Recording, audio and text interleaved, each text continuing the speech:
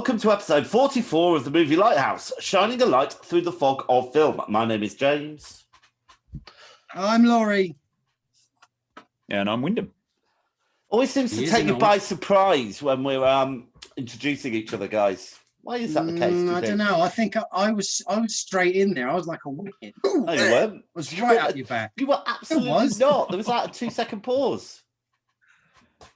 Behave. And I always wait for Laurie. Yeah, exactly, because you're doing it in the right order, which is alphabetical, except for, completely alphabetical. It is hypothetical, isn't it? Indeed. Hypothetical, alphabetical. Right. Anyone got any mail? Anyone written to us, emailed us? No. I had a little correspondent from Tarantum Rave, the Sylvestered Winkle Pickler. And he said, "Here, gents, you know, he's got a couple of films he wants to basically recommend that we cover at some point. So if we can kind of crowbar them in any category, we kind of need to do it. Death Race 2000, the original, and I've forgotten the other one. Damn it! But yeah, he just I think he loves it when we cover a film which is kind of from our youth, like an old classic. Does he like know the Warriors? Does he know we're not a request show? And I couldn't bring myself to tell him. And does he know that 95% of all the films we cover are from the past? None of them are from the future. Yeah. Very good, Wyndham. Very good indeed. I mean, just to remind you of this year alone, we have done Sin City, Theatre of Blood, 60s or 70s, yeah? Yay! Freddy's early 80s. Yay! And The Wicker Man from the 70s. Yes! From the 70s. So... Oh, that's all right, isn't it? Sin City, obviously, but yeah. Oh, you've changed your tune. I love it. The other one was Rollerball. He said Rollerball. We should have a chew on that if we can. Oh, they're good. Yeah, we should watch those. Yeah, they're good. Well, actually, I don't know whether they are still. I remember them. I remember having enjoyed them. Well, who knows? I've never seen Death Race 2000. I saw a clip of it. And it's got a young Sly in it, isn't it? It has, yeah. I suppose we're going to find out then if it's nature or nurture when we just choose our films, whether it's environmental factors that influence our decisions or simply the categories themselves. Because if we end up choosing these two films at the end of today, it means it's absolutely environmental. And the categories don't mean squat. Yeah, that would be environmental, wouldn't it? Yeah. Especially if both Laurie and I only pick those two. Yeah. I'm all about environmental and genetic, because I watched Identical Strangers, which is about 3 triplets that didn't know they were triplets in New York until they ran. That's crazy. That program. Yeah. Anyway, there were loads of them as well, weren't there? There wasn't just one set of triplets. That's right. Yeah, it was a proper kind of conspiracy thing going on, wasn't it? Mm. Oh, yeah. It was quite sad, really, but I don't want to spoil it. But let's say it doesn't end well for all of them. No, it doesn't. Have you seen it, Wyndham? Yeah. You can see him in Desperately Seeking Susan, can't you? Have you seen it as well? Yes. So we've all seen this film? Yeah. Yeah.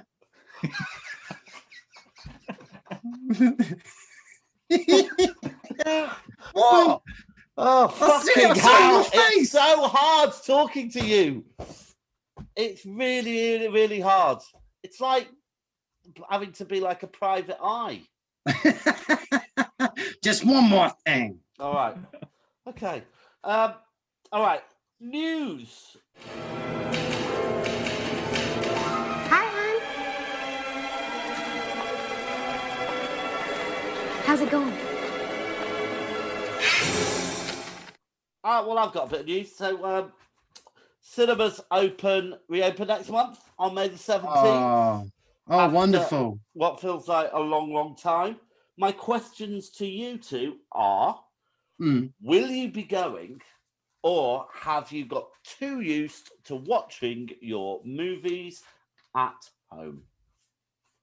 Absolutely, I'll be going 100%. It's a whole, it's the opportunity to have a waking dream, isn't it? Really going into a dark.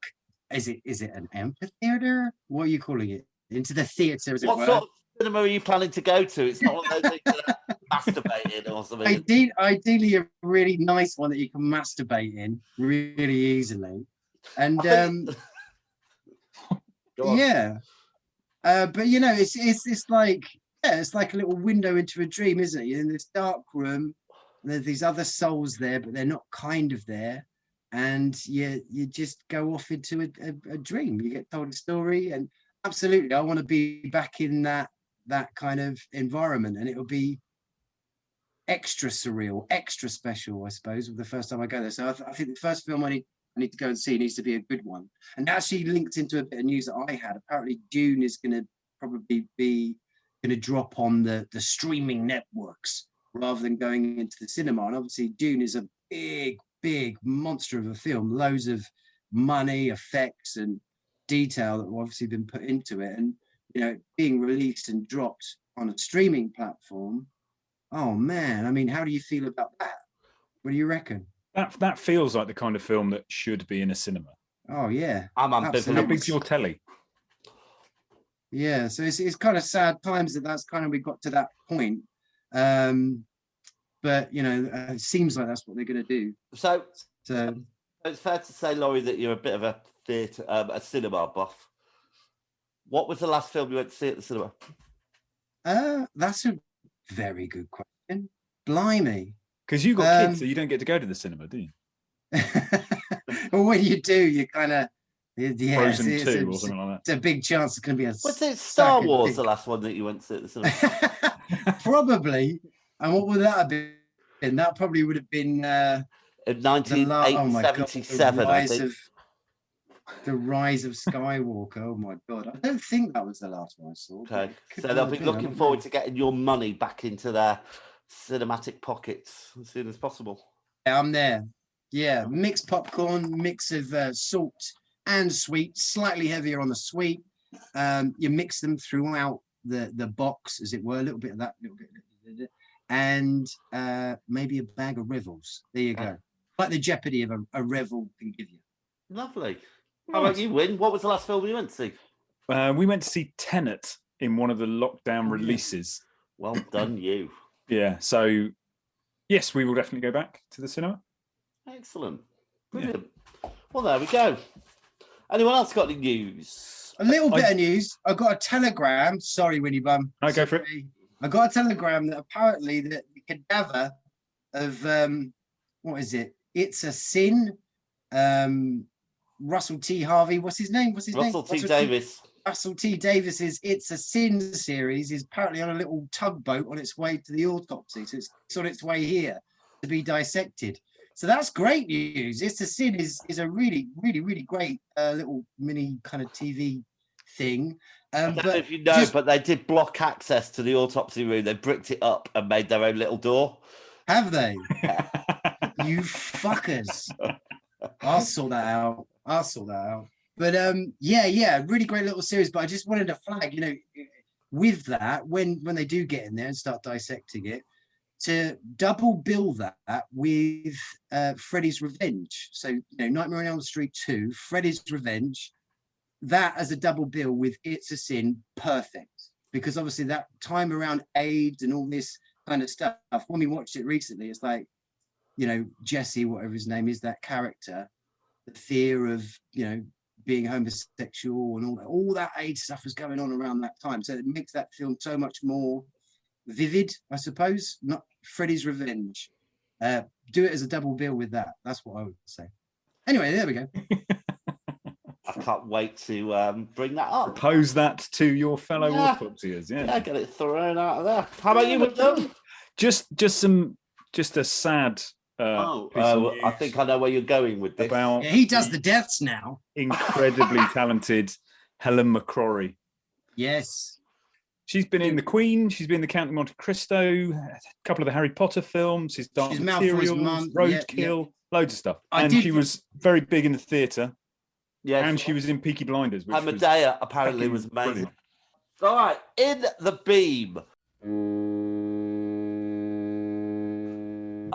Why don't we go with Laurie? Oh, well, now, see, I have been a little bit starved and a bit busy. So my beam is something that you recently flagged to us, James. So I suspect you may want to talk about this also. So what's your beam, Jimmy Bum? Business. All right, Wyndham, what's your beam, son? Mind his own business. Answer the question. I think I'm going to put in Johnny Loves You. Oh, okay. No, I wasn't going to mention that. Is it Johnny or is it Benny? It's Benny. Benny loves you. Shit, what did I say, John?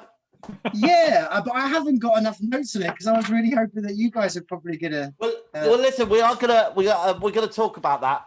I think in a week or so, in a slightly later date. Okay.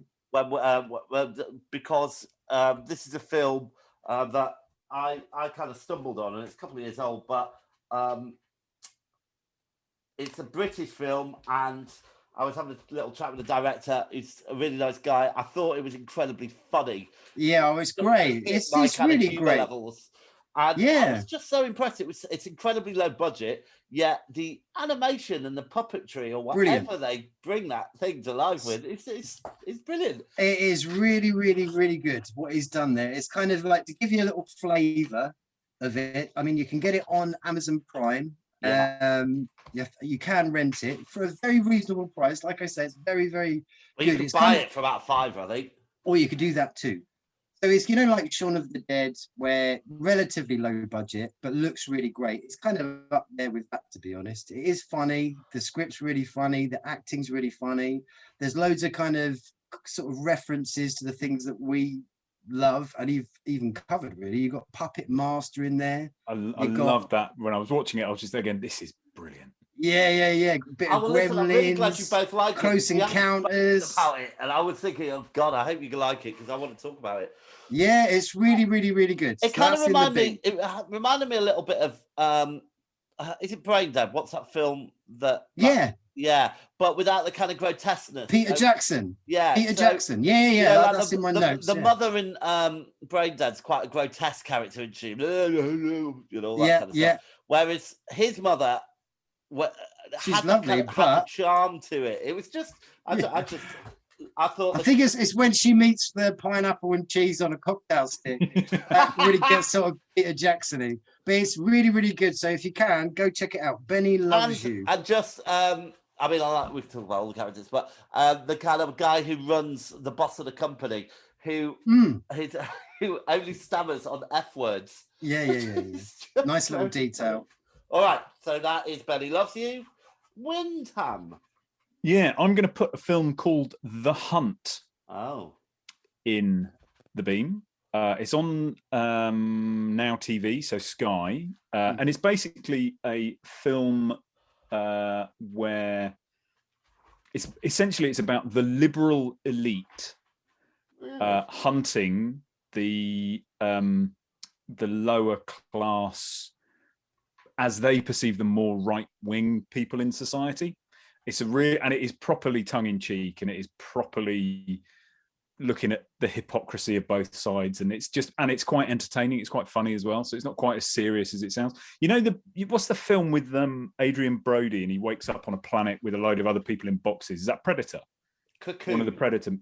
Huh? Yeah, it is. It's that kind of setup. So these people wake up, and then there's this big chest of weapons, and suddenly they all start getting killed, and it kind of just pans out. But it's well worth a watch. It's about 90 have you ever seen the Hunt. film Battle Royale? I have, yeah. Did it not remind you a bit of that? Never. Not really, no. Where they wake up with a load of weapons? No, it reminded me more of the Predator film. I think you're being obtuse. I'm being obtuse. Right, I've got my headphones up. Right, okay. All right, well, good choices, guys. However, obtuse then patronising. It's nice.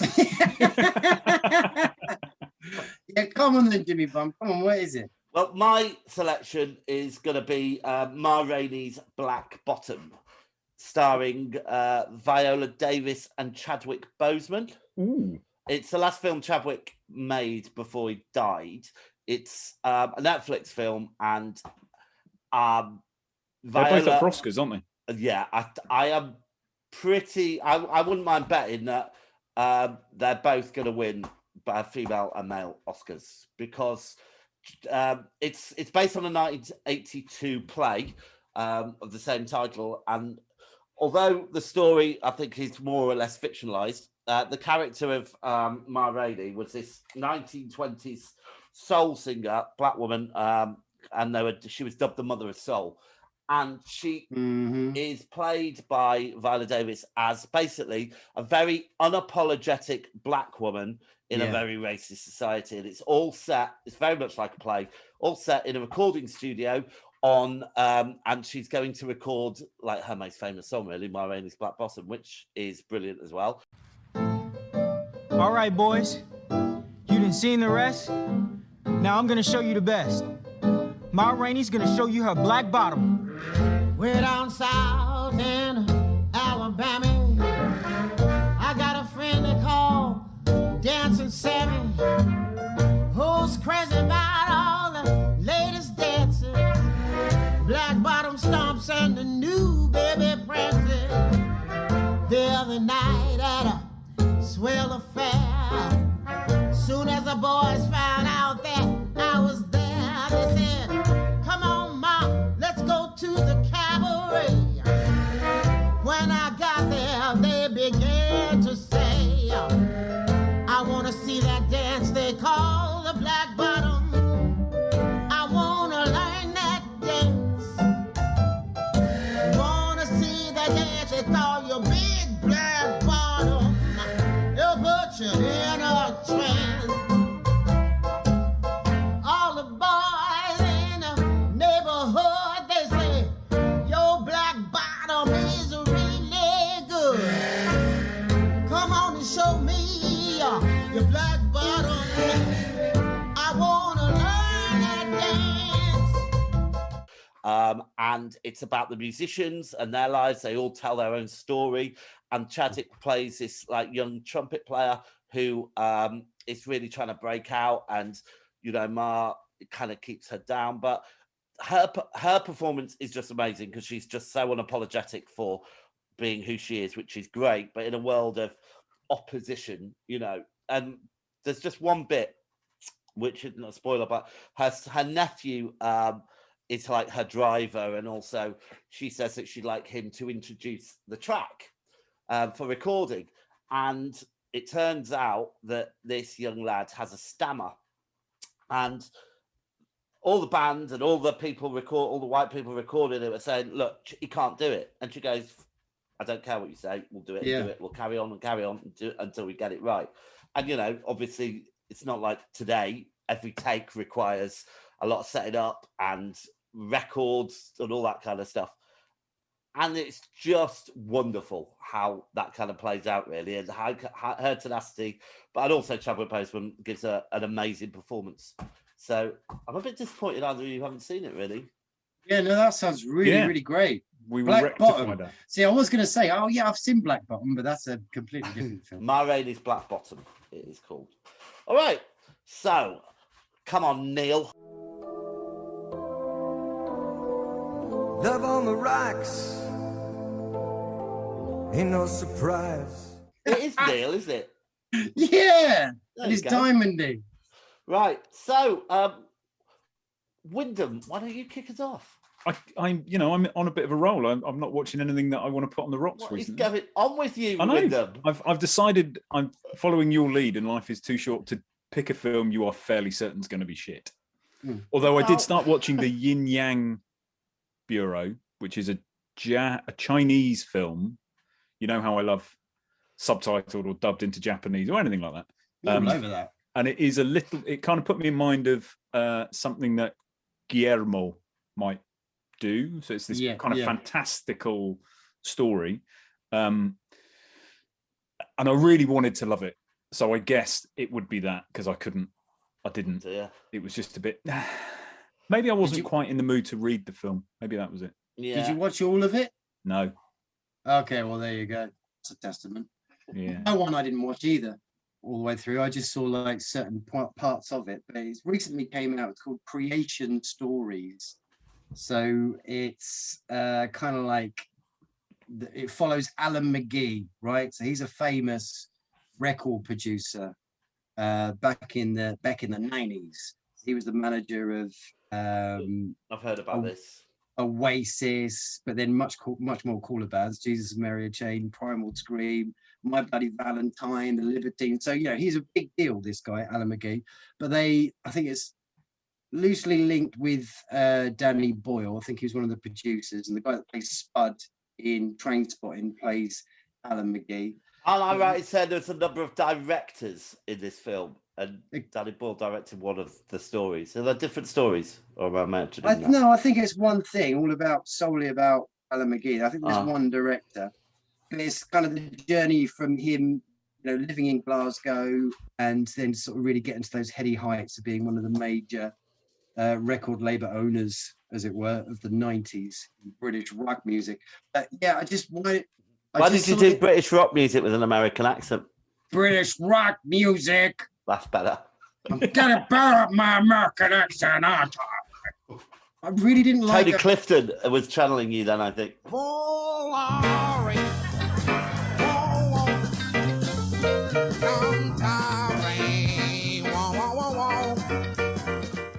He likes doing that, the bastard. Anyway, why don't I like it? It's just because the guy that plays Spud, I apologize, I don't know his name. Ewan Bremner. Okay. It was just this scene where he's sat in a pub, and then Oasis, they're still like young guys, and they just like sort of force them to be able to play. They're like, okay, right, you can play for like 15 minutes. And then they start playing, and then it goes into this really shit montage, and it's just really shitly put together. And then you see Alan McGee stand up and go, oh, wow. And he has like this future flash forward to what the future will be. And it's just utter shit. So really, really shit. So there you go, creation stories. All right. And I'm not going to spend a lot of time talking about mine, but it is Thunder Force. I don't know why I started watching it. I didn't get very far through. Sounds great. No, it's appalling. I mean, it's, I don't dislike, what's her name with them? Melissa McCarthy, yeah. Yeah, I don't dislike her. I thought she was all right in Ghostbusters and a few other things. However, this is just, and I quite liked Octavia Spencer. Yeah, who is played Ma, and she's done. She was in the recent remake of The Witches, playing the Remela. However, it's just another one of these schlock comedy films, which kind of does a pastiche of other films, but just really obvious jokes, really stereotypical characters. Just you can kind of write it after watching the first 5 minutes. It definitely has that kind of air of it's essentially kind of like a superhero movie with two female leads. So you go, okay, brilliant, up for that. But it feels like you could easily drop two men into those roles, and it would essentially be the same film. Yeah, it's not. It wouldn't be, because obviously these are women, but it's not. It does. It isn't pivotal that they're women. Yeah. So it just feels a bit not good enough. Yeah. And why bother when you've got like Marvel doing quite funny films anyway? And you've got that's such great talent as well. Was very funny, really. Yeah, it's very funny. That was the Tata Watikiki, wasn't it? And when you've got the talent of Melissa McCarthy and Octavia Spencer, there has to be more that they can be given. Absolutely. So there we go. All right, so let's bring on the trailer trawler. Don't know if we bring it on or we wait for it to go past. Yeah, we wait for it to dredge the bottom of the sea and ruin our... Can we just peek at it through the curtains? Just have a little peep. They've blocked up. So it can't see us. We'll just peeping out. Girls from the autopsy have bricked up the windows. So when we open the Are we losing control of the whole lighthouse? I know. Floor by floor. Yeah. No. Well, you see, what we didn't realise is that the boiler room is in the basement where the autopsy room is. So, we haven't got any central heating either, which isn't a problem now. But come October. It's all right in the sun, but in the shade, it's freaking freezing. Absolutely. And we are halfway to Halloween, which has now become a thing I've seen on the internet. Halfway to Halloween? Yeah. I'm always excited about Halloween. Too much time in our hands. Right, I've got one. It's called The Conjuring dash. What's it called? Colon. What's the line called, Wyndham? Hyphen. I'll start that again. Not hymen. The Conjuring, hymen, the devil made me do it. Anyone? Is that? Did you just say the Conjuring Hyman? Yeah, the Conjuring Hyman. The devil made me do it. Right, so it's another of the Conjuring series, magazine, television, film club shows. This one's about someone. I don't know if it's based on a true story. It seemed loosely that it could be. Someone murdered someone in early 1980s. And never would have happened. They say the devil made me do it, and then apparently the devil did make them do it because the devil did all of it. So yeah, I watched it today. It looks okay. My question was, are you a fan of the Conjuring series? So we've got Annabelle, we've got the nun that cried.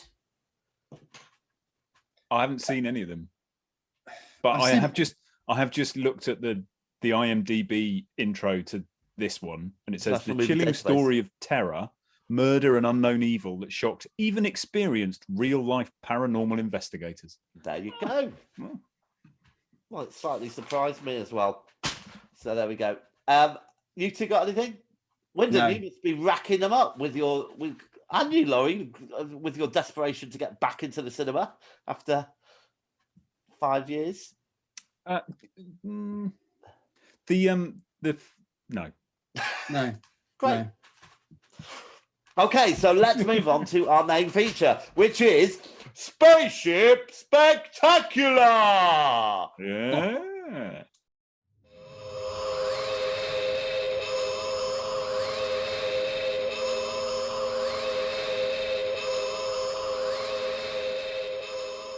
Now, I did feel a little bit bad for a little while when I realised that I hadn't chosen any of your films, Laurie. Oh my God, yeah. So what was it again? Solaris, the good one by Kudowski. I'm going to say his name wrong, but the really good one. And then Forbidden Planet, the really good film with a really great soundtrack. Yeah, neither of those were chosen. Anyway, Thanks. We'll talk about the really good films that were chosen. Yeah. I'm going to say again. A little bit of information about spaceships. Okay. In the news, no one invented the first spaceship, but rather it was a work of a very large team. Can anyone tell me the first man in space, his name? Yuri Gagarin. Very good. Contrary to popular belief, spaceships have not visited the Earth. These are things that are made up by very lonely people. And flying saucer, the term, was coined 60 years ago when salesman and pilot Kenneth Arnold reported seeing 9 objects flying in a V formation over Mount Rainier, Washington. Arnold told a reporter on June 24th, 1947, that the UFOs flew erratically, fluttering and tipping their wings like a saucer if you skip it across water, and a worldwide subculture was born. Wow. Yeah, look at that. Hands up who hasn't seen the flying V formation. In what? An audio, in nature? It's like podcast. Should we have a... We've all seen it. No, I was down in Brighton. I was looking up at the stars. I was like, and then I saw the perfect look, just like a star. I thought, that must be a satellite. And then it darted off. It went, I went, what? What was that? What the shit was that? Refer you to my earlier point. Okay. On TV. I'm so lonely.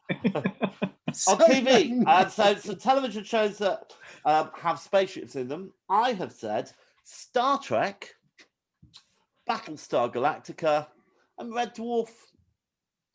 Yeah, Space 1999. Correct. Blake 7. Correct. V. Correct. Stargate. V. Yeah. Stargate. Yeah. All right. Music. Thunderbirds. Oh, are they spaceships? Yeah, they Starfleet. Yeah. Well, one of them's a spaceship. Starfleet. Yeah, Starfleet. Play the theme tune.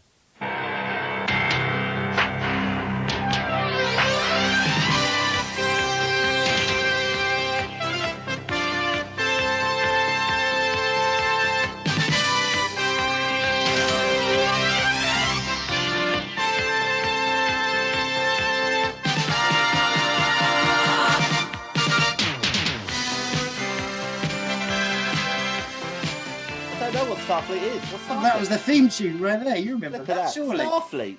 Yes. Play the theme tune again, then. What? What's the name of the program? Starfleet. Wyndham, have you ever heard of a program called Starfleet? I mean, it's the Thank you. It's the whole thing in Enterprise. Yeah. In Star Starfleet Trek. is in Star Trek. Yeah. What ifs? All right, the music. Rob Zombie wrote a song called "Well, Everybody's Fucking in a UFO," which I don't know if either of you have heard. Nothing to argue with there. Yeah, nothing. David Bowie wrote a song called "Space Oddity," which was all about a man in a spaceship. Oh, I've heard of that one. That. No. And Elton John wrote a song called "Rocket Man," which is also about a man in a spaceship. Oh yeah. Were they writing about the same man in a spaceship?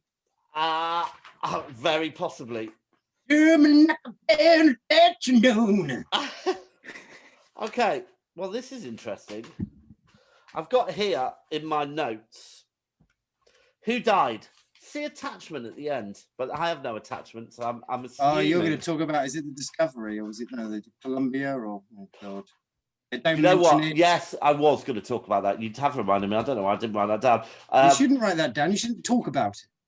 Oh, okay. All right. We won't celebrate those brave souls that gave their lives to... No, you should. Wow, Laurie. Wow. Depressing. Wow.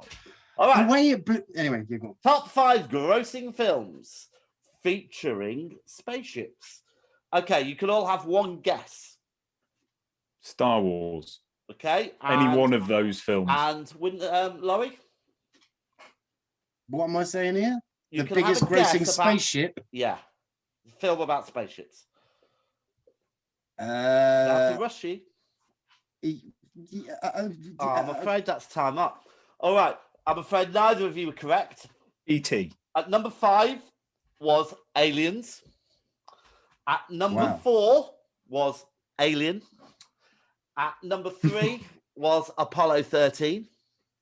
At number 2 was Contact, which is odd because I'm not sure it had a spaceship in it.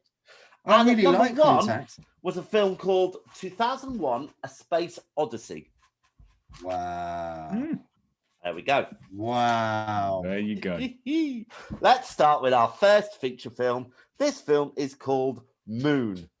Let's have a clip.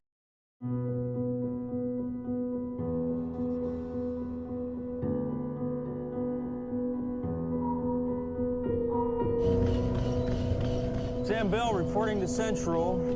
Everything running smoothly. Over and out. Rock and roll. God bless America.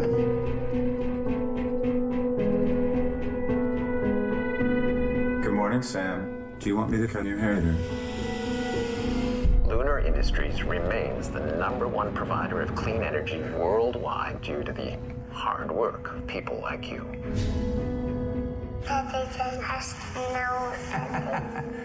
3 years is a long haul, you know. I know you're really lonely up there, but I'm proud of you. 2 weeks to go, Sam. 2 weeks to go, buddy. I'm going home. Looks like we got a live one. I'm gonna go out. Okay, Sam.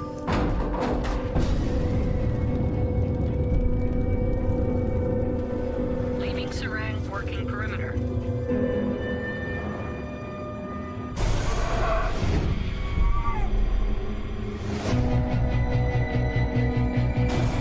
Come outside. Who's he? You tell me who that is! Perhaps you were imagining things. Okay, so it was released in 2009, directed by Duncan Jones. It was based on a story written by Duncan Jones. The screenplay was by Nathan Parker. The music was by David Julian. The budget, anyone going to guess at the budget? Or don't guess if you already know. $3 million. $5 million. And it made at the box office $9.8 million. Done. Awards, don't know. It got I think it would have got a few. 9% on Rotten Tomatoes, and it did have a kind of sequel spin-off. He followed this up with a film called Mute, 2018. which was his spiritual successor to Moon. And I've watched most of that film. It's very good. It's available on Netflix. Oh, that's Duncan Jones again, is it? Oh, wowie zowie. It certainly is. Oh, wow. Okie dokie. So, all right. So, what do we think, Wyndham? Had you seen this before?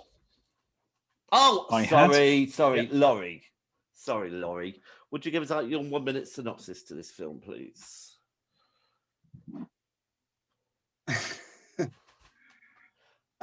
I am the one and only. Anyway, you got your Sam Rock, and he looks a bit tired. He's a little bit tired, and he's been on the moon harvesting it because we're in the future and we're on the moon and we're harvesting it. And he's sending back stuff back to Earth, but he's been up there. His contract is 3 years, and it's 2 weeks away from his 3-year contract, and it's a long haul. It's time to go home, man. He's desperate to go back home to his wife and kid. Anyway, he goes out, has a little bit of an accident, and then he wakes up. But wait a minute, Sam looks far better than he was looking. What's going on here? And the thing unfolds from there, and you start realizing, shit. Basically, how many more seconds have I got? 16. Yeah. Yeah. He does some other stuff, and then some other things happen, which I'm sure we're going to talk about. Great film. If you haven't seen it, definitely watch it. Hey. So now I know what Laurie thinks about it as well. Thank you, Laurie. Had you seen this film before? I had, yeah. I probably saw it 10 or so years ago. Okay. A year or two after it came out. What do you think? I really like it. I really like Sam Rockwell. Oh, yeah. I don't think he's ever bad. And the fact he's in this more than once, we'll get to that. You kind of just get more of him being, I think, great. Yeah. Absolutely, yeah.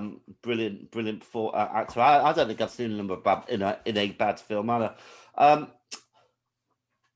I saw it about the same time, probably about 10 years ago. It was certainly when I was in Egremont Towers, but I remember very little about it. So I started watching it and thinking, oh God, this is just like 2001 or any of these where the fucking computer goes mad. Because that's how they make you think it is, Laurie, for the first 20 minutes. Yeah, until you realise that something else is going on. Especially as the voice of the computer is quite creepy, and it's Kevin Spacey. Yes, thank you.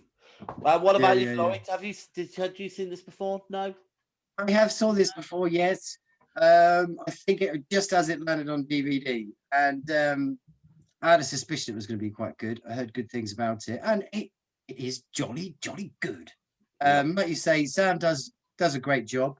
And I suppose the look of it kind of ticks all the boxes for me. I mean, you can quite quickly see that they decided to go for using miniatures in correct lighting and stuff like that when it comes to like the exterior shots of the moon and the little kind of buggies, as it were, going along.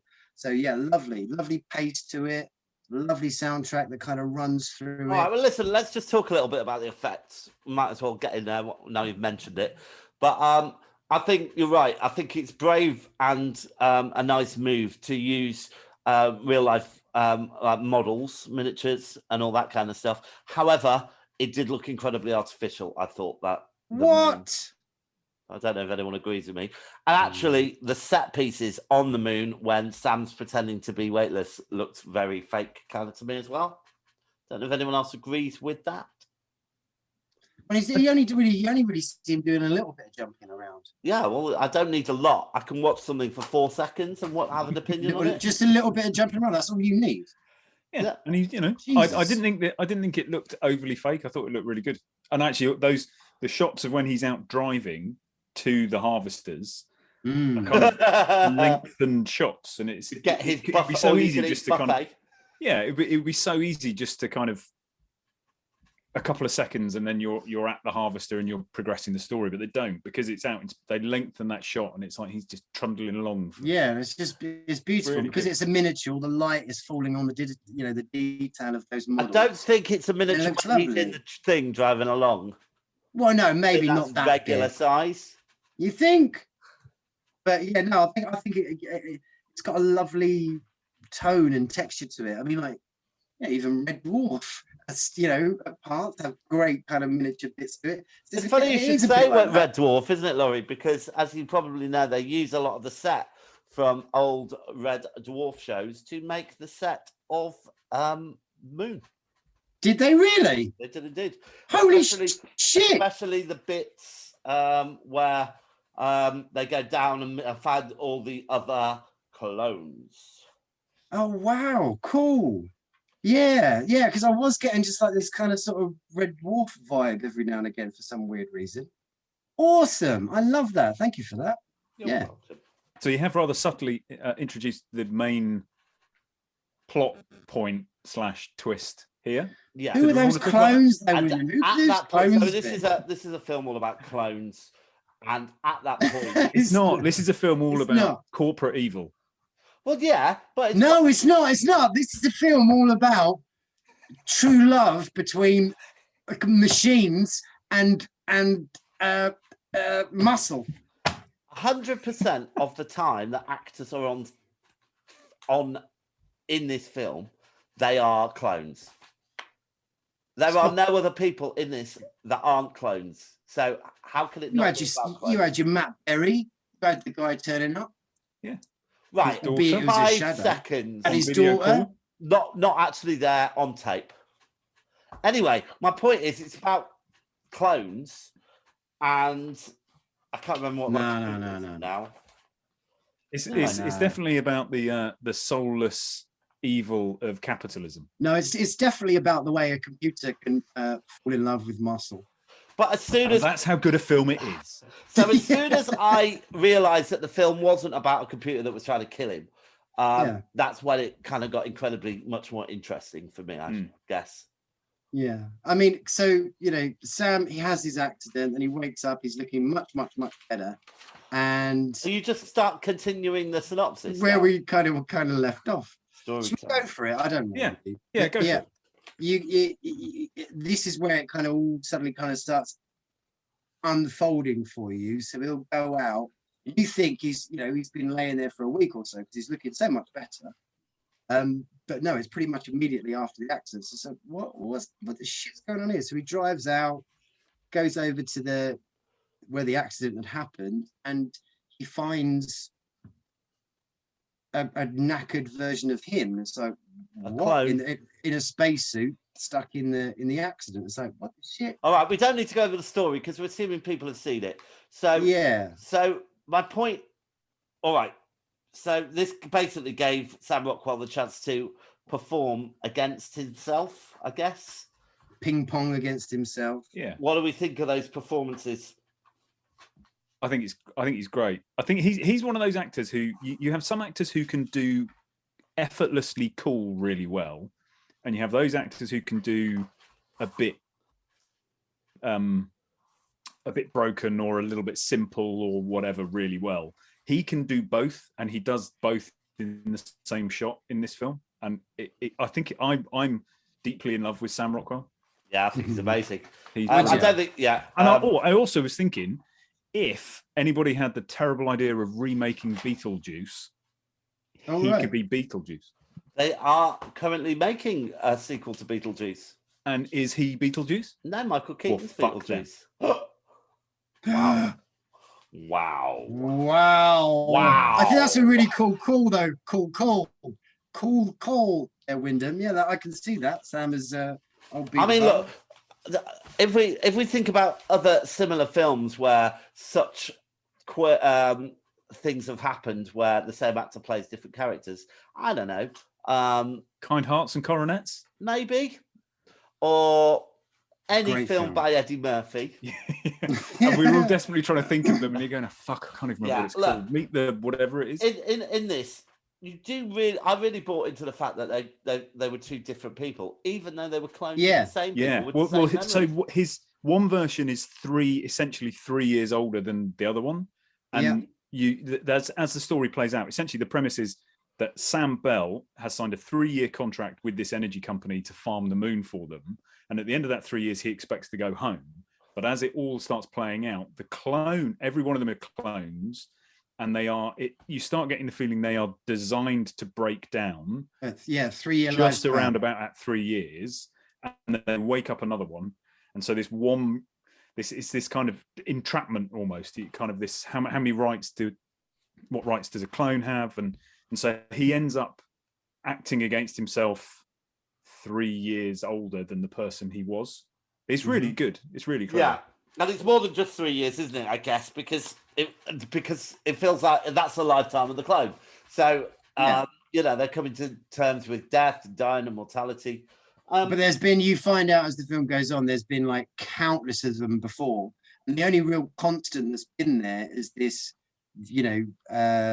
spacey robot thing. Gertie. I've forgotten what it's Gertie. I'm not sure if there were countless clones before. I think there were 6. Because we find out that, how old exactly his daughter is, don't we? Oh, yeah. She's 15, isn't she? Yeah, really good point. Yeah.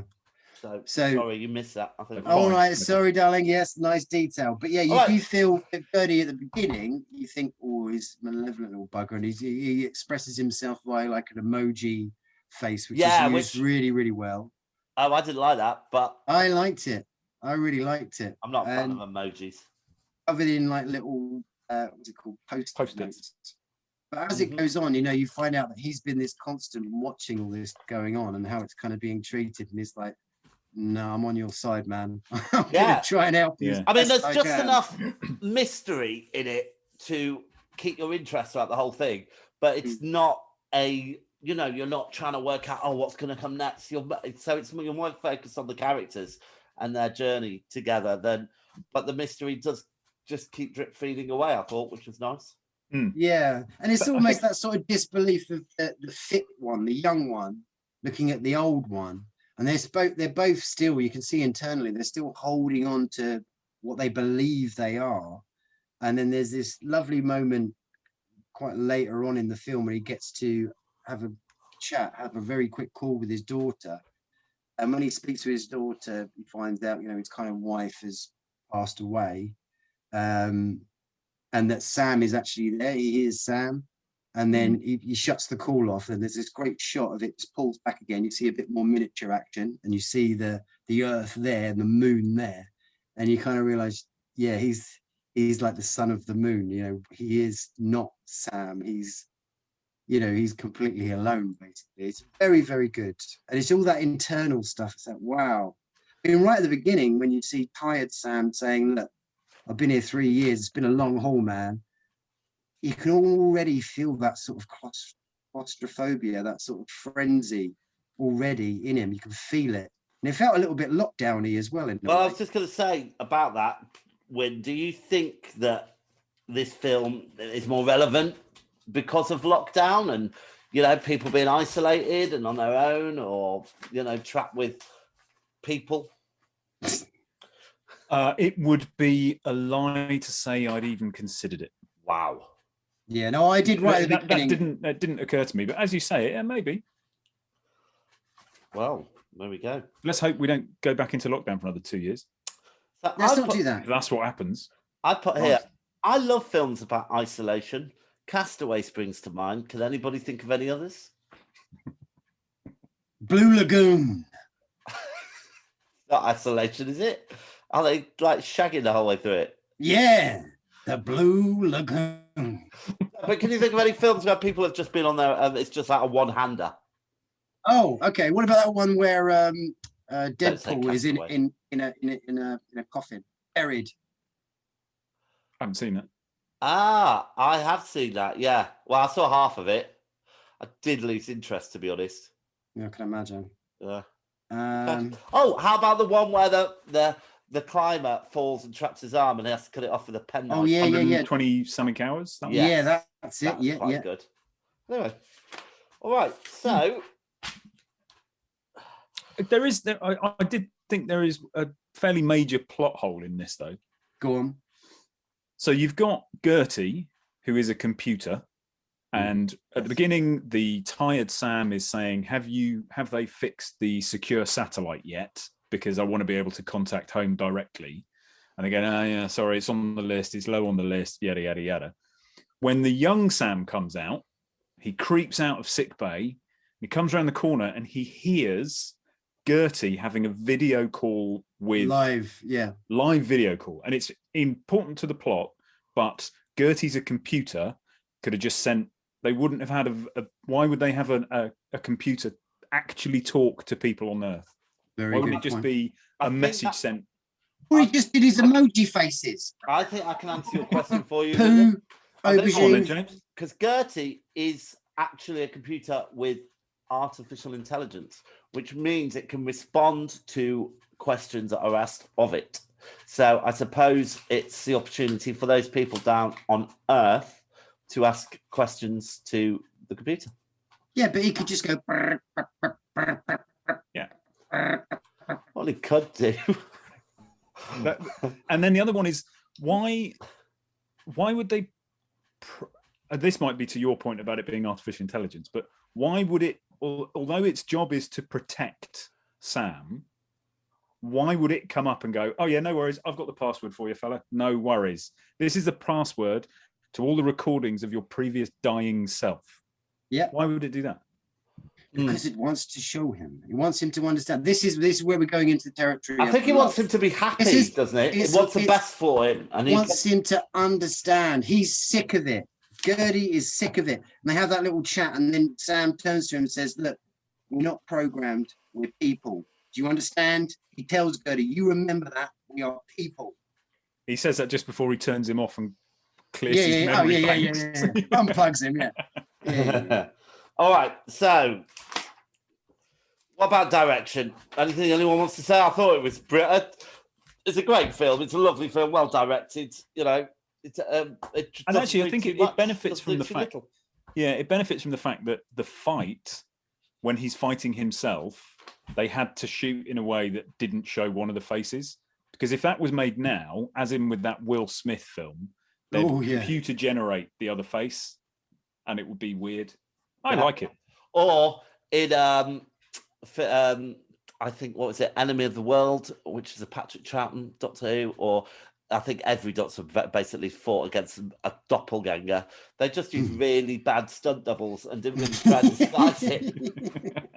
There you go. Okay, I would like to say that again, a complete turnaround of this, but in terms of music, that use of Chesney Hawkes' One and Only is the best use of a smoking gun in musical form I've ever heard in a film. I think it is actually a stretch too far, but it is quite funny. Well, I thought when I heard it was like, oh, what the fuck are they playing this song for? And then it was like, yeah. I think it's a bit too on the nose, but yeah, no, it's cool. Okay. I thought the music worked well, didn't get in the way. Yeah, it's just the piano. It's this piano thing that keeps just going through different variants of it, really. That's all you get. It's a very consistent sound. But I suppose Duncan's probably very, very close to sound. And obviously David Bowie would have been alive when this was made and released. And I should imagine he was very proud of his son. Well, we don't know for a fact that he saw it. Wow, come on. Okay. He said, "Oh no, I think he didn't because he refused to use his father's song about space." He's on a T. You should have put exactly. I think it all went tits. I love the way they did the end. You know, with a couple of voiceovers over about 45 seconds, they told you exactly what happened when they got back to Earth. So it's also a happy ending. Yeah, well, no, it's not a happy ending because he's going to be dead in a minute. He's going to start falling to pieces. No, but he gets his justice. He had his day in court. He'll have 3 years in court and then he'll die. Yeah. Yeah. So, not all bad. Should we score it? No. It was filmed in Shepperton Studios. Knew it. Anyone knows how many days it took to film? 63. Wyndham, Laurie. 11. 11 days. That's what I said. Even though they would have to do each scene twice. Just give me my cream. Give me my cream. 33 days. Which I think is very impressive. And did you know that Kevin Spacey recorded all his stuff in half a day? There you go. So and he said he would voice it as long as he liked the film. So they had to make the film without. No way. Yeah, and then he watched it and went, I do like it, I'll do the voiceover. So that just shows, even now, even more how good an actor Sam Rockwell is, because he had to just imagine Kevin Spacey saying those words. There was no words. There was nothing there. What a twat. And maybe it was just going... And someone's going, something's missing in this scene. Or maybe somebody off camera. All right. So, memorable scenes. I've got when he called home and spoke to his daughter. But I was kind of fishing, really. I couldn't really think of anything. Anyone? Memorable scene when he turned quite early on. Old Sam. He turns to look at the table, and then someone sat at the table, and he boiled his hand. Yeah. Who's that sat at the table? Don't know. Is that his daughter? No, she's blonde, and he thinks there she's we tiny. are. Who is the dark-haired woman in yellow? Sat I missed at that the table. Yeah. There you go. In and then space, because the space table. Yeah, when he's whittling his space table. Everything when you're in space, everything's space something. Oh, the space table. Yeah. Space kitchen, space table, space window. Space. Yeah. Does it stand up to date? Yeah. Memorable lines. I've got one from Gertie. I hope life on Earth is everything you remember it to be.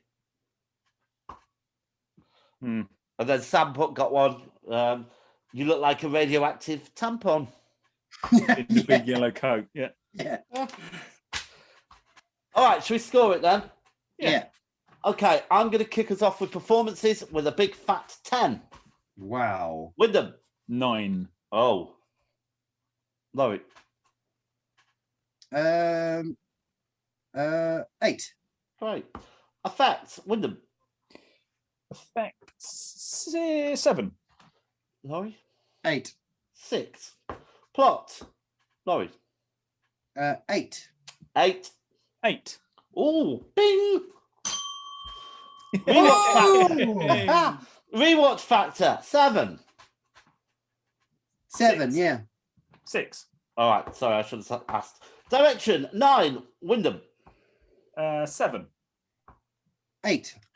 Cinematography. Wyndham. 8. 7. 7. Sound of music. Laurie. 7. 7. 6. Originality. 9. 8. 8. Enjoyability. Wyndham. 7. 8 and 9. Yeah, 8. It really draws you in. It really, I mean, because I've seen this film before and I thought, oh, should we be covering, could we get something more exciting in this film? Everyone knows Moon. Put it on immediately. I'm sucked in. I don't think everyone knows Moon at all. Really? Well, they should. It's really good. I know. Well, that's what we're here for. Life-changing, past or present. 8. And can I suggest, actually, that maybe your friend who was recommending the films earlier should take a leaf out of our reviews and go and watch these films that we're talking about. He's very Instead of watching the old films again and again, go watch something new. You hear me? Life-changing, past or present. 8. 0. Really? 8. 4. And that's 0 for Wyndham. Which means I give it a total of 80. Wow, punchy. I give it a total of 66. I'm going to bump it up. Wyndham. I'm going to bump it up just one more point for shits and giggles. 73. 3. Well, how did you make it? What do you mean?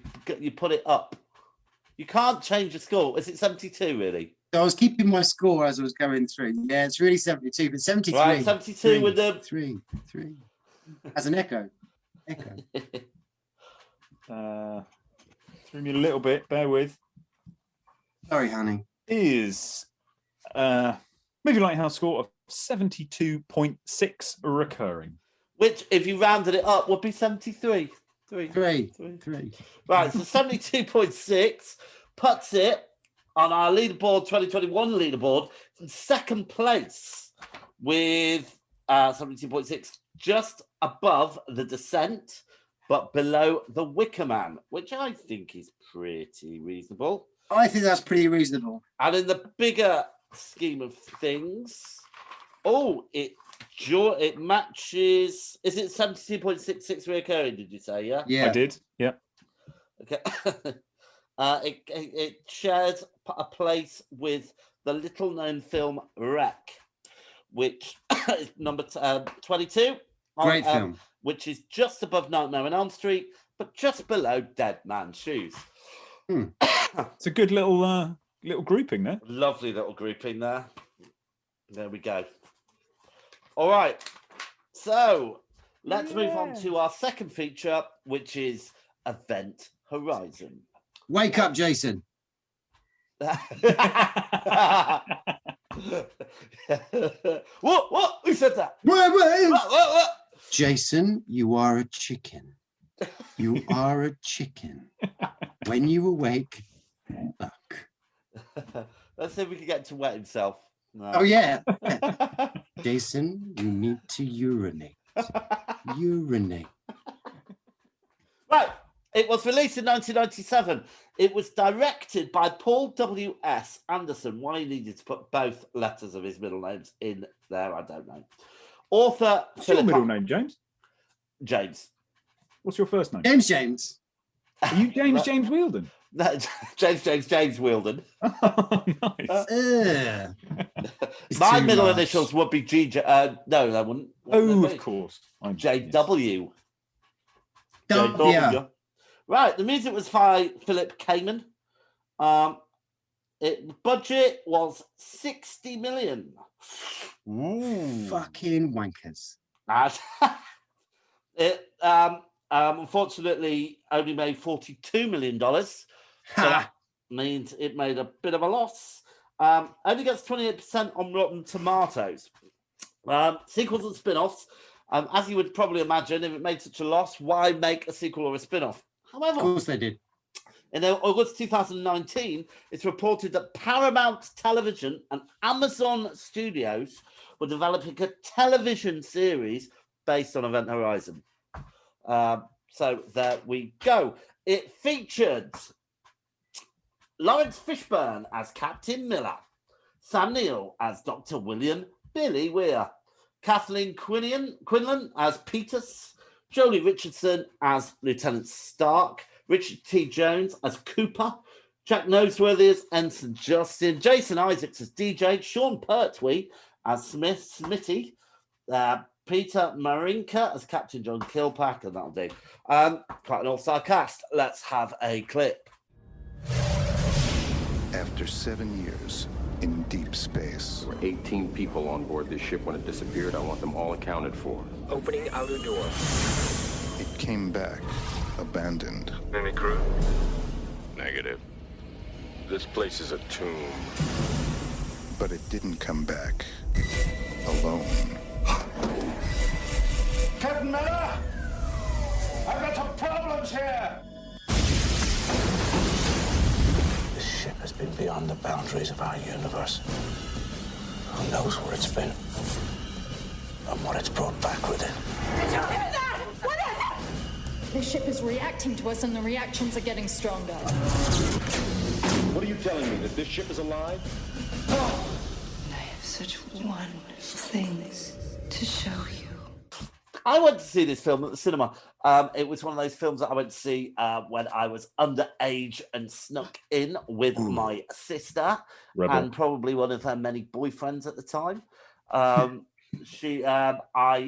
absolutely loved it. I thought it was great. However, you know, I'd also been to see In the Mouth of Madness at the cinema. I thought that was great as well. I was also a fan of Omen 3. You know, Sam Neill was one of my little Sam Neill, horror icons. So really, really liked it. And coming back to it again, I have to say I liked it again. Laurie, what about you? I remember seeing it a long time ago, man. I don't know when, 15 years ago plus. And I remember thinking it was all right. It was a bit like, you know, like a bit gory, a bit heavy metal, for want of a better word. But I remember thinking it was all right. And then I watched it this time, and what a sack of shit. Wow. I really, no. Oh, wow. No. Okay, Wyndham. I quite like it. Thank you, Wyndham. I watched it a similar sort of time ago, I guess. I can't remember when, but it would have been 15 years ago, something like that. And I remember watching it the first time round, and I evidently I'm not, as you know, historically not a big fan of horror. And I found it a little disconcerting. I remember finding it a little disconcerting. It really is. And then watching it again, less so, because I now watch these films in the middle of the day. But I still think it's a good film. Yeah, I enjoyed it. I think you're right. Okay, Laurie, would you like to give us a synopsis? 2015. No, 2047, Dick. No, look, I'm starting. Yeah, Wang cheese. He's got to talk us through the film. 2015 Moon Colony. So that's your Sam Rockwell there. 2032 Mining on Mars. 2040 the Event Horizon explores the outer boundaries and vanishes, just passing Neptune. 2047. Dot. Right. So then you've got your Sam. God, his surname Neil. He's your professor, and he's invented this thing that was on the Event Horizon, which is basically you can create a black hole and travel through space really quickly. And then suddenly the signals just appeared from the Event Horizon. They thought it was lost, so they've got to go and have a look at it and find it with 7 other astronauts and Sam. Well done indeed. Okay, so yeah, not very long away, is it? It's only like 25 years away. It does crack me up when you look at what they thought was going to be happening when. I know. Well, in the 60s and 70s, we were all supposed to be having flying cars by the year 2000. Yeah. That's still not happened, does it? Well, it has happened somewhere. They're just not telling us. Oh, really? I suppose you could count an aeroplane as a flying car. It'd be mental. Oh, yeah. I don't. Why not? Well, because it's an aeroplane. And what's the difference between an aeroplane and a car? Well, because an aeroplane is not designed to drive on the roads; it's designed to fly. Whereas a I flying don't think car would be able to do designed both. to fly on the road, to drive on the roads, is it? Yeah, it's designed to do both. It's the DeLorean. All right, well, let's not fall out about it. All right, I've put here, great story, typical horror tropes. However, it feels unique even today. Laurie, do you want to comment on that? It's just okay, right? So obviously they've seen Hellraiser, and they've gone, yeah, okay, we like to look at that, Sado-y stuff. It's just, it's interesting when you said you went to see it at the cinema with your sister and one of her many boyfriends. It really is. It's just one of those films that it's like a date night movie where it's going to be a bit scary, a bit sci-fi, and just a bit shit. There's nothing to it. There's none of the characters. I mean, you're supposed to be following Sam. You quite quickly realise that Sam's a dick. And yeah, but any film with Sam in, he's going to be the wrong one. yeah. But he must find it very difficult to make a restaurant reservation in real life. He lives in New Zealand, and if you see him coming, you're going to go, no, fuck off. You're going to ruin everything. You're not allowed in. However, at least he can get a restaurant reservation because he is in New Zealand. They're not locked down. Quickly go back to the film. So yes, they have seen Hellraiser. They have seen Alien. They're doing the whole, 8 astronauts. They're sitting around the dining room table. They're all relaxing, smoking cigarettes, a certain dialect between them all. It's like, okay, fine, I'm going with you. But then you kind of get to the point where obviously Sam, you think, is your protagonist, but you quickly realize he's a bell. And then you don't really get any opportunity to grasp on any of them, apart from Fishbone, who's actually really great. He's for me, he's the kind of saving grace in this film. And he's the only one who actually really says anything of any interest when he talks about seeing one of his crewmates, someone that he was in responsibility of, he had to let die because there was a big accident happened. They were on fire. And that's the only meaningful thing in this film. The rest of it is utter schlock. Go to the cinema. The soundtrack's awful, noisy. It's just, anyway, I could not get on with it. And what made me laugh my balls off was when they get on the Event Horizon. So the Event Horizon, basically, Sam has created this machine that can open up a black hole, so it can go through itself basically and travel. I think it creates the black hole. Enormous distances, yeah. So we know in 2000 it vanished, and then 7 years later it suddenly appears again. So where has it been for 7 years? And they go onto the ship, and you can quite quickly find out it's a cursed ship. So bad's gone on. and it kind of gets to the point where you realize this place has gone to, it's gone to meet the Cenobites. It's gone to hell or somewhere like that, which is really, really cool concept. It's fine. It's really good. But the way they do it is just really shallow, and it just they see this recording, or they find this recording that was the signal to imply that the Event Horizons appeared again. So obviously back on Earth, they would have listened to that recording throughout 1,000 times, analysed it, But no, apparently, when they're on the Event Horizon itself, there's just one of the crew members just says, "Oh no, wait a minute, rewind that a second. I think that might be Latin. I think that might be Latin." What? They sent up 8 astronauts. So immediately, this film can fuck the right off. I don't think they got access to that recording until they were actually on the Event Horizon. No, that was the signal that was sent back to Earth. Was it? Yeah. So they sent up 8 astronauts. Yeah. I don't think it's fair to criticise the whole film for that little thing. Just to let you know, that did stand out to me as well, though. The one thing that kind of stands out for me is like Sam Neill's kind of character change, really. So he is. You do think he's a protagonist until halfway through. I mean, if I'm right, I think very much like In the Mouth of Madness, actually. And then halfway through, he changes. However, you probably aren't aware of this, but there was like an extra 55 minutes of footage of film made for this film. But they wouldn't let them release the full-length film. See, maybe that's the film I like. Maybe that's the film I like. That footage was damaged beyond repair. So that's why there's never been an extended version. And I think there's lots of gaps which would fill in bits of this story, which would make it better. However, I do think that they managed to weave the stories of the individuals well together. The crew, as we know in Aliens and all those other films where you've got a crew of people going to rescue someone, seems well formed. They're not too tokenistic. The black character's a bit stereotypical. I'm not talking about Lawrence Fishburne, I'm talking about the other one. But they don't kill him off. And, his lines are, gratingly bad. I don't know. I mean, I think Pertwee's brilliant. Yeah, it's a fair comment about they've obviously seen Alien and they've seen Hellraiser and they've seen this, that, and the other. But if you're gonna set your movie in space that requires a spaceship, then there will be certain department heads required to maneuver that spaceship. So you do need all those characters. I'm not arguing that. It's just the whole design and feel of it. No. Right, but I do agree that because the darkness that the ship has been to a whole different fucking universe of chaos, and comes back, and it kind of starts making everybody have these little visions and scary bits and pieces. And you're right. The two that you might possibly give a shit about are Lawrence Fishburne's, because it's a personal thing he's done, and Sam Neill's and Weir's, because his wife committed suicide while he was off pursuing his dream, inventing this machine.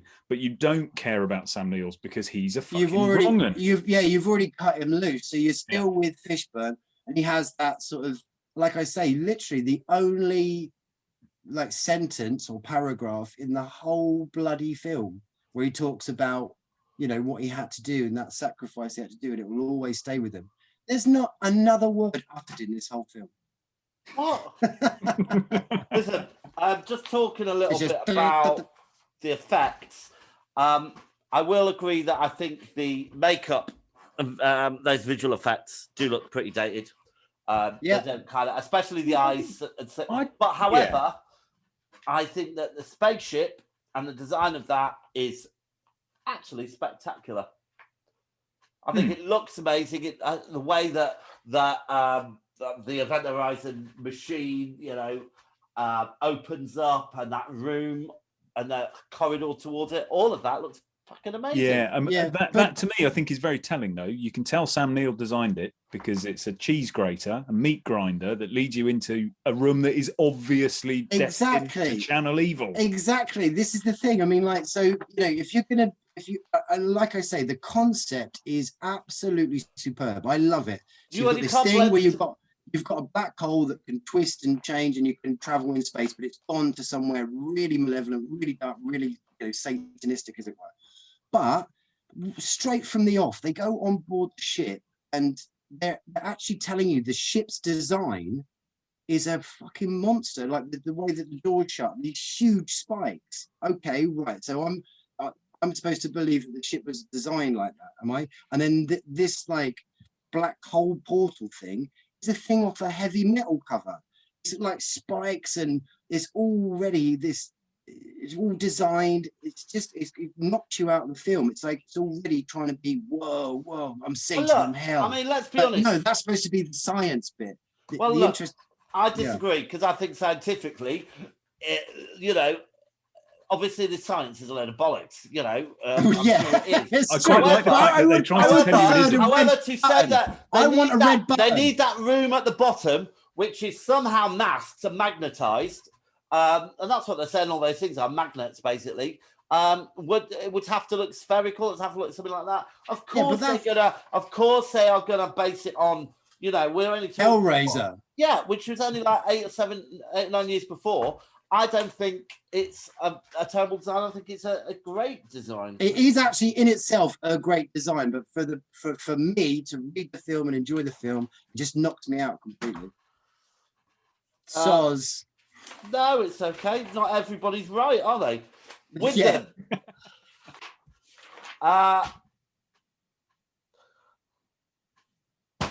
Well, I've got it here, but I don't think he's angry. No, I'm not. I don't because I know how wrong you are. It's okay. Do you think the end drags? The end drags so. Well, imagine if you had another 45 minutes. Look, in what way does it drag? So you found out. Okay, it's Sam, right? And then Sam. They've got to blow the ship up. They always have to blow the ship up. Sam shoots the window. Yeah. Everyone starts getting blurted out the window, and then you're pretty much done, man. You're there, you're done. But I think it's another half you hour. Like the film, it might have felt like it was dragging for you. Maybe there's just loads of it's a half hour of bang explosions, bombs ticking down, a bit of lightning going off. It's just like, oh, stop it. Anyway, all right. So, William. Does the science make sense, and does it matter? So the nice thing about this is that there's actually when Weir is explaining going faster than the speed of light, the whole crew kind of go, you can't do that, and he goes, no, you're right, you can't break the rules, but you maybe can get around them. And I magicked up a black hole making device, and that's how I do it. Great. Not being a scientist, my dog had got tangled up in my headphones. Sorry. Yes, the science does make sense, and it works perfectly. Okay, Laurie. Right? Same question. No. Could you identify any plot holes in this? Yeah.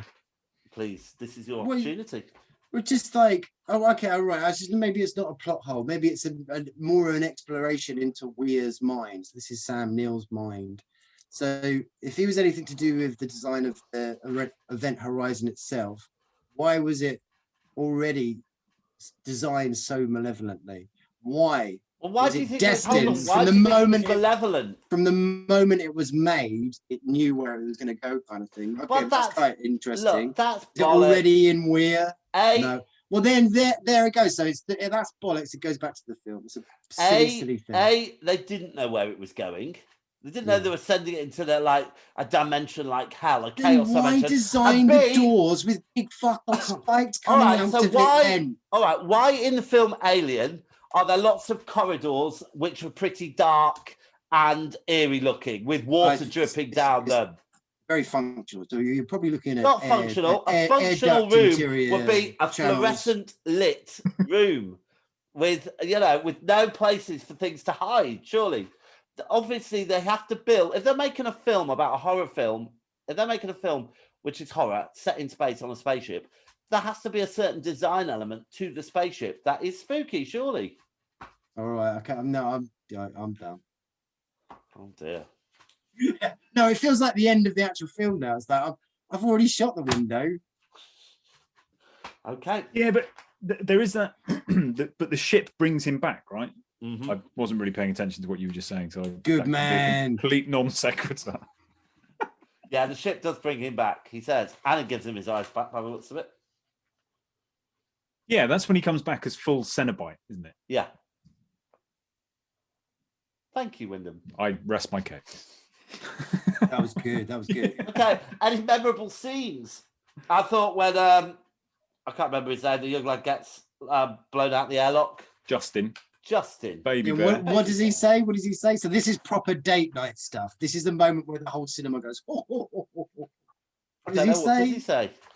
He's on that piece of thing and he's like, oh my God. Oh, what's happened to me now? I'm having a really bad day or something like that. I can't remember. No, that's Cooper. You're thinking about the black guy. Why does this always happen to me? Yeah. Oh, yeah. Oh, that's shit. Yeah. You're talking about, Bunny Bear or whatever it is, where he comes out. Oh, yeah. Right. That's quite good. Where's that been done before? The whole Lawrence Fishburne saving him. Well, I know it's been done in Doctor Who. It doesn't matter. But yeah, that was good. I liked it. Oh, all right. Laurie, does it stand up today? No. Oh, you do look proper grumpy about it. He does, doesn't he? Yeah. Cheer up. No, I'm all right. Isn't it your pick this week? Or is it Wyndham's? It's yours, isn't it, Wyn? Maybe. Yeah, I think so. Anyone know? I'll go back and check. Then what you check while I try and cheer Laurie up with a memorable line. Where we're going, we won't need eyes to see. Yeah, see?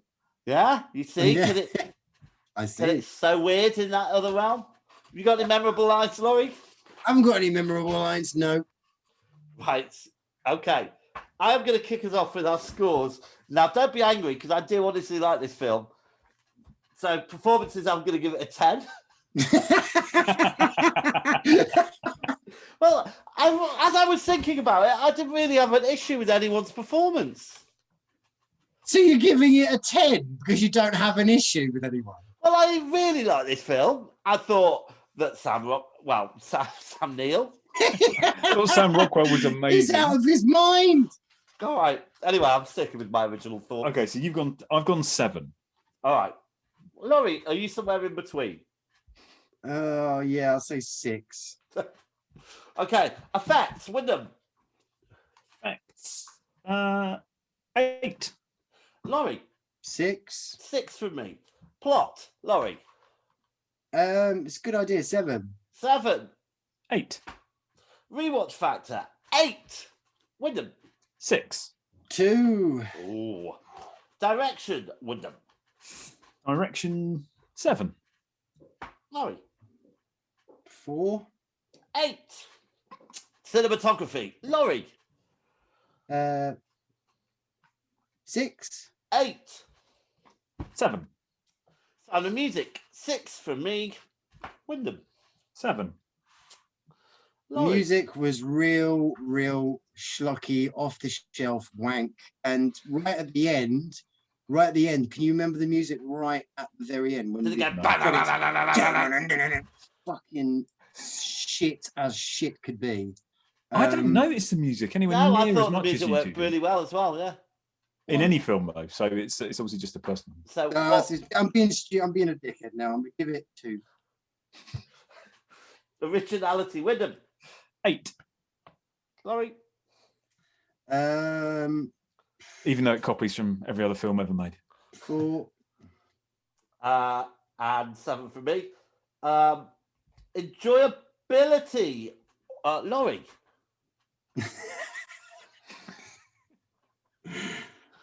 5. Yeah. Wow. 8 for me. 7 from me. And life-changing, past or present, I'm going to give it a 9. I'm going to give it a 0. And Laurie, you're going to give it... Has it changed your life today or yesterday? Yeah, no, I'll give it a 3. Lovely. Which means I give it a score of 77. I've given it 65. Lovely. You have to bear with me. It is a bit weird that they didn't all freak out at the amount of human tissue in all the crevices. In those crevices. They didn't spot it. Did you not notice? It was just the lightning. That is another issue, actually, because there is no lightning in space. Maybe it's electrical discharge. Maybe. Don't think there's any of that in space either. No, I think that's the science of it, James. Laurie, how are you doing there with your numbers? You think it would They're be not very easy, big wouldn't it? numbers, so yeah. 42. Ooh.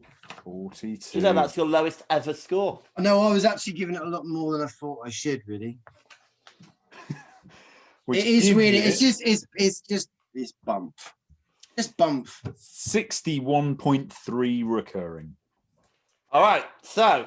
And it's above loads of really good films. 61.3. So on the 2021 leaderboard, that does place it above Theatre of Blood, but below Brazil. Should hope so too. And 61.3. Oh, it's got sharing a spot on our big leaderboard, which probably will happen more and more nowadays. Okay, it shared a spot with 12 Monkeys at number 50.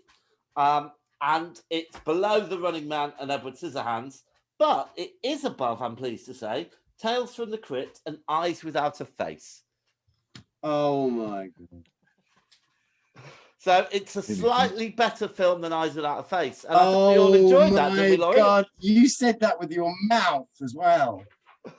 Gee, we are so incredible. We are entirely credible of our own opinion. Exactly. That's true. All right. So, Wyndham, while we were doing that, you were busily squirreling away, working out just who was going to be getting to pick. Is that right? Yeah. So, would you like to reveal who's choosing next month? I am. It's Baby. me. Right, great. I thought you were going to say something like, but because Laurie's had such a hard time, I'm going to give my nominations to Laurie. So is it me then? He gets it next time. Yeah, you get it next time, Laurie. Okay. Dear. Right. I will pick a number. And this number is, I can tell you, it's number 46. There you go for your reckoning. I know you can see that, but it is 46. Yeah. All right. And that means, well, this might cheer you up a bit, Laurie. Mm. It is a feature and it is anime. That's anime. Wow.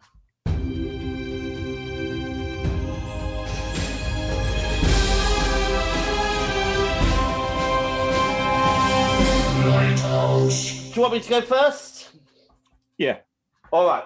So the first film I'm going to say is Grave of the Fireflies, which is from Studio Ghibli. Yeah. Grave of the Fireflies. Grave of the Fireflies. I just thought it was beautiful, emotional, and wonderful. So that gets my vote. Okay. Laurie? Okay, so we're on a Studio Ghibli one, then I suppose I'll say Princess Mononoke. Princess Mononoke, which I think is, for me, is probably the best one they've ever done. It is quite long, and I probably shouldn't have chose it, but I have. But it's actually not that long. Well, wait to stack the deck in your favour, Laurie. Well done. Yeah. Okay, and I was going to try and choose one that wasn't Studio Ghibli, but I've got to be true to myself, and I'm going to choose the one that is probably the most well-known, but I really like it, and that is Spirited Away. Spirited Away. Okay. Yeah. Laurie? And then I'll just do the big boy, the Daddy Mac, Akira. Do you know what? I nearly was going to do Akira for you, but I decided not to. Okay, so I don't have a lot of experience with anime. I did many years ago. I did see Legend of the Overfiend. Wow, I was going to recommend that. Yeah, you so dirty boy. That is, great film. That is great proper, film. Yeah, proper it is elongating wang in that. But yeah, it proper is. I wanted to recommend that, but because it's just a little bit. But my wife said recently, so by the way, Laurie, you realise you're in that creepy man phase now. I was like, okay, I could be construed as one. But yeah, Legend of the Overfiend, fantastic film. Okay, I'm going to go for Akira. Yeah. And Grave of the Fireflies. Oh, lovely. Have you seen Grave? Will you stop criticising my choices? It's the war one, isn't it? Have you seen it then? Well, I know bits about it. Have you seen it? No. Right. So shut up then. All right. Okay. Well, that's us. Thanks very much, everybody. Thank you. You're welcome.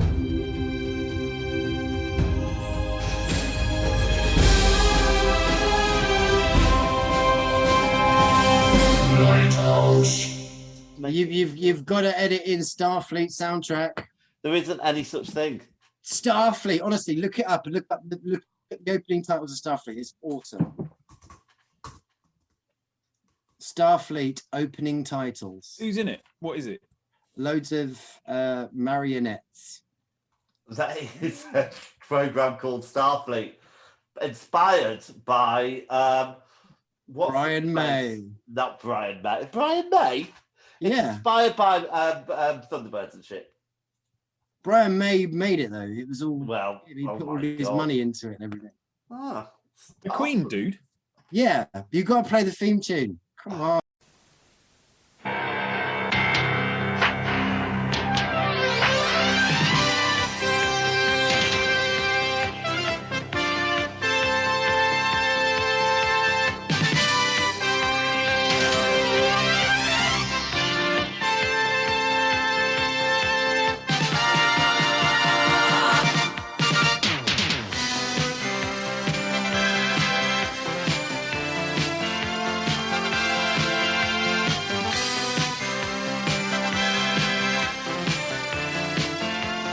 Space Pilot Hagen, sir. Space Pilot John Lee. And I'm Barry Hercules, Doc.